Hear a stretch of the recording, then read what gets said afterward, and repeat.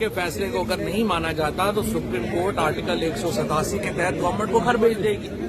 Chief آپ کو معلوم ہی ہے کہ 2 پرائم منسٹر پہلے ڈسکوالیفائی ہو چکے ہیں، تو تیسرے کو ڈسکوالیفائی ہونے میں کیا پرابلم ہے؟ تو اگر سپریم کورٹ کے احکامات پہ عمل درآمد نہیں ہوگا، سپریم کورٹ اپنا عمل درآمد کرائے گی۔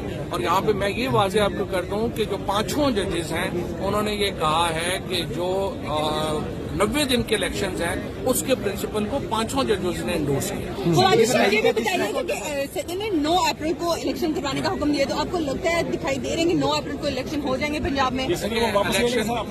الیکشن کمیشن کو انہوں نے کہا ہے کہ آپ صدر کو کے پاس فوراً جائیں اور انہیں اپنی ڈیٹ پرپوز کریں۔ کل جو ڈیٹ یہاں پہ الیکشن کمیشن نے پرپوز کی تھی وہ 25 اپریل کی تھی۔ انہوں نے کہا اگر آپ 25 کرتے ہیں تو ہم اس میں کر سکتے ہیں۔ میری ذاتی رائے میں 90 دن کا جو ہماری جو بندش ہے اس کو کسی صورت وائلیٹ نہیں ہونا چاہیے۔ مسئلہ صرف اس حکومت کا نہیں ہے، آنے والی حکومتوں کا ہے۔ دیکھیں جو بھی حکومت، کل ہماری حکومت آ جائے گی ہم کہیں گے الیکشن نہیں ہونے۔ اس طرح سے دیکھیں جہاں پہ بھی وکیلوں میں ہمارا تو رواج ہے، ہر سال الیکشن ہوتے ہیں۔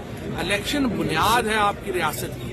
اگر آپ اس کو آج ایک حکومت انٹر کرے گی، کل دوسری کرے گی، پھر تیسری کرے گی، پاکستان میں جو بنیادی جو اسٹرکچر ہے آئین کا اس کو خطرہ لاحق ہو جائے گا۔ اچھا، جو حکم دیا ہے کہ فیڈریشن سپورٹ کرے، فیڈریشن میں کون کون سے ادارے ہیں جو کہ گورنر کو یا الیکشن کمیشن کو فیڈریشن میں تمام ہے۔ فائن بیسکلی انہوں نے تو کلیئر کر دیا نا کہ وہ پیسے ایک تو جاری کرے گی فیڈریشن جو 60 ارب روپیہ ہے، اس کے ساتھ جو پرسنلز ہیں، سیکورٹی پرسنلز ہیں، وہ ان کو الیکشن کمیشن کو جاری کرے، اور اس کے بعد الیکشن کمیشن کو جو جو سپورٹ چاہیے آج سپریم کورٹ نے کہا ہے کہ وہ الیکشن کمیشن کو دی جائے۔